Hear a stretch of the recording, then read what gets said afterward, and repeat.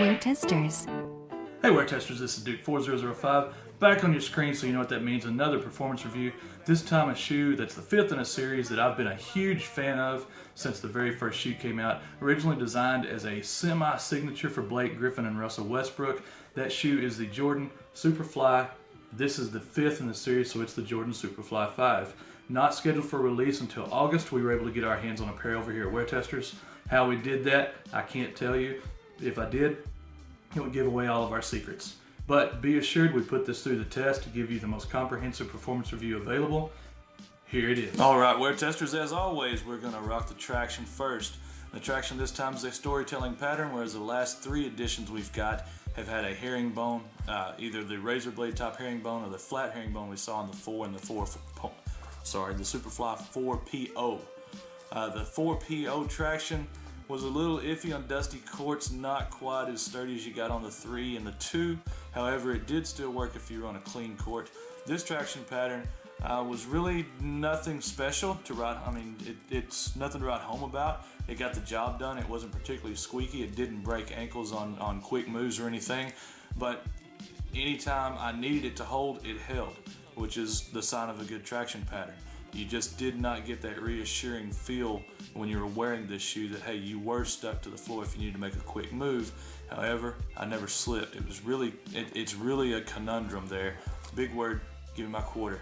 But it's sticky when it needs to be. It just doesn't really grab you like you think it should. Now, for outdoor wear, the grooves, the pattern is really thick. You can see it right here. It's just kind of middling in the soft to hard area, so I wouldn't suggest outdoors for very long. If you're playing on a smooth court like a tennis court, you should be okay for a few months. If you're playing on a rough court, an unfinished court that's really just like a rough, hard finish, this is probably not going to last very long at all. Alright, we'll go now from traction straight up into the midsole, into the cushioning, and it has zoom. You can see it right there. However, much like the Nike Zoom Ascension, it's not very noticeable while playing. The unit is one of the oval bags that covers right here. It's a thin bag, maybe a 10 millimeter, maybe an 8. I'm not for sure. I didn't cut it open to find out, and I haven't seen anybody yet who has. So it's trapped in this Phylon case that takes a few wears to break in. The heel, again, just Phylon foam, nothing in there whatsoever. It's just the normal Jordan cushion they've done since the 29 with the Super.Fly series, with the Mellow series. I can't remember the name of the other shoe. We had a review of it last year, but I think it was Pure Flight or something like that. But you normally get the unlocked zoom in the forefoot with the flight plate or flight speed system. However, this year the Super.Fly just went with straight zoom, no plate, no shank in the midfoot or anything. It's just a straight zoom unit right here in the front. Alright, we'll go from cushioning into materials, and the forefoot is made up of a stiff mesh with some fused overlays here on the toe box for all you Euro stepping toe draggers. I know I've said that before in reviews. It just has a nice little ring to it. The mesh is pretty stiff. It's not foam backed like it was on the 4 or the 4PO, but it's not uncomfortable either. And it melds into the synthetic ankle area, which if I'd have known at the time, I should have seen as a sign of things to come for the Jordan 31 that was unveiled tonight, just a couple of hours ago. That tells you what day I'm filming this. The Jordan 31 is a knit in the forefoot here and melds into a leather or synthetic leather ankle. This is a hard mesh that melds into a soft synthetic, which to me is just kind of backwards. To me, I would much prefer the softer area to be in the forefoot for flexibility, and then the harder part to be around the ankle for stability and to hold you, and lock your ankle in. Now, these threaded, stitched in overlays here, that's all they are. They're just stitched in thread. There's nothing to them. They don't provide anything but just to break up the look and the pattern. The ankle, you do have the pads that you had in the Mellow M11 around the ankle area, and they really do a good job of locking you in and holding you in. This tongue, however, if you enjoy wearing ankle socks, enjoy getting stitches or wearing band-aids all the time too, because it cuts directly into the front of your leg if you lace them up tight. Going from that, the details on the shoe, you can see the Super.Fly writing right here, the Jordan writing on the pull tab, just very basic, very elementary. That may have been the look they were going for. I don't know, since the line seems to be going back and updating older models, the original models. I'm not sure, but it just gives the shoe kind of an afterthought feeling. All right, testers. Next we'll get into fit, and fit is by far the best category you can find about the Super.Fly 5. This mesh upper in the front, yes, it's stiff, and yes, it takes a little while to conform, but once it does, it really does form around the foot quite well. The lacing system gives you 7 holes here. 1, 2, 3, 4, 5, 6. Yep, 7 holes. Had to count to make sure. We're sometimes not all that smart over here. And it adjusts easily for wide foot, skinny foot. It laces up perfectly right around that foot. You got the heel pads in here like you did on the Mellow 11. And on top of the heel pads, we've these last 2 fabric lace loops, our next to last 2 fabric lace loops right here, really help and dig down into this heel.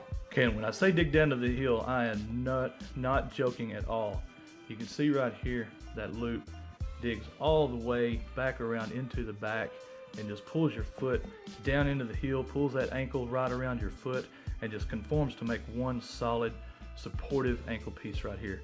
Again, coupled with those ankle pads around your Achilles, there is no heel slip whatsoever, and the shoe just fits like a glove in that area. Now we're rolling to support, and as far as support systems, all you've got is the lacing system and the heel counter that's internal right here. Now again, the heel counter does come all the way to the end of Jordan's foot right here, so it locks it in fairly well with the midfoot. Coupled with this lacing system, you got 7 lace holes. It's enough to adjust, loosen, and tighten as you need, and the shoe really does wrap up. Again, like I say, in 1 or 2 wears, this mesh breaks in and fits like a glove. You put all that together, solid ankle support and ankle fit here. The shoe rides really low and wide in the front. You can see your foot sits right about here where it says zoom, so you know you're not riding very far off the court. And in the heel, it rides just below this line of this midfoot, this midsole line. So you're riding low to the court with a wide base. That contributes greatly to stability. Now, as far as support, they took the shank out, the flight speed system out. There's nothing in this midfoot. You can see the shoe bends, every which way you want it to, and that is not a good thing at all. If you've ever had plantar fasciitis, you know this is what causes it, and it takes months to get over it. So if you're a lighter player, you should have no problems. This foam is really built up right here into the arch, and it should keep your foot up. Me being a little bit of a heavier guy, I'm 5'9", weigh right around 200, 205. I still had no problems with it. So unless you're just, prone to foot injuries or heavier than me, you should be good to go on this too. Okay, so to wrap up on the Super.Fly 5, performance is a little lacking for the price range they put this in. Priced at $150 compared to what else you can get from Nike with the KD9 with full length exposed zoom, max zoom, and the Flyknit upper. You get just a simple 4-foot zoom unit in this, no heel cushioning, this mesh upper that's just, it's outdated to be honest with you. For the price, again, even what you can get from other brands, from Adidas with the Crazy Light Boost 16, the upcoming Crazy Explosive, the D-Rose 7, the D-Lillard 2, just to name a few, the Curry 2, 2.5. I could go on and on for shoes that are priced under this model and offer vast improvements on performance. Only buy this shoe, for me, if you're a Blake Griffin fan or if you're just a huge fan of the Super.Fly line and you've got to have the next edition. Otherwise, wait on it to go on sale because it's going to come sooner rather than later. I doubt these will find their way back into my rotation once the review's done. They're just not up to par with what is available today. Coming up next, we've got the Puma Evo Knit Ignite that I don't think has hit retail yet. It's supposed to release the end of July. No, I'm sorry, the end of June. I don't think it's out yet. And I've got the KD9 performance review. I'm going to go ahead and do that. Crazy Light Boost 2016. I've got to get on that. And then the Crazy Explosive coming up next, along with the Hyperdunk 2016. Vast improvements over last year. So stay tuned, wear testers. This is Duke, and I'm out.